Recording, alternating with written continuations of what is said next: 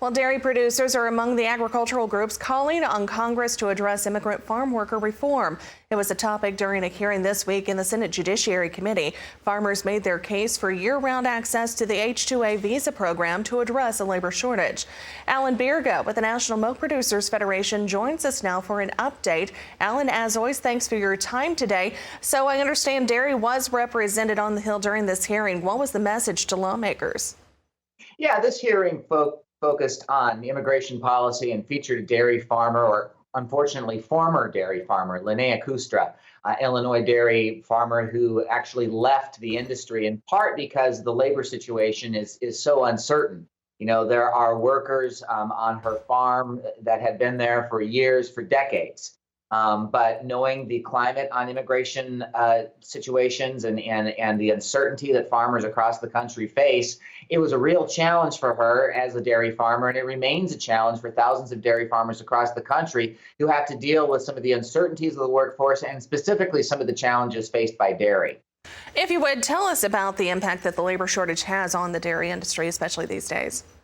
Well, you know, an estimated 79% of the milk produced on U.S. farms is on a farm that employs immigrant labor. But the current system especially poses issues for dairy. The main visa program for an agricultural guest worker is called the H-2A program. That's for temporary seasonal workers.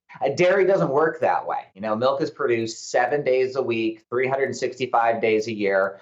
You need changes that allow for that permanent labor need to be met, and that's not currently being met under policy. So that's something that dairy is really stressing. You know, any sort of a path that's going to work in terms of American agriculture, there should be some sort of earned legal protection for current workers and their families. Some of these folks are keeping American agriculture going. And have brought in skills and developed expertise that U.S. farms benefit greatly from.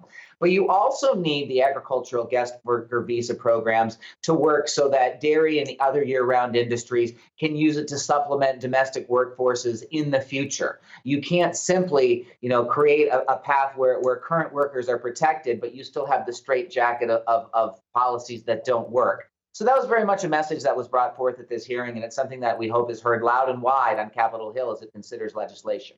So, Alan, all things considered, what are your expectations that the Senate will ultimately pass the Farm Workforce Modernization Act?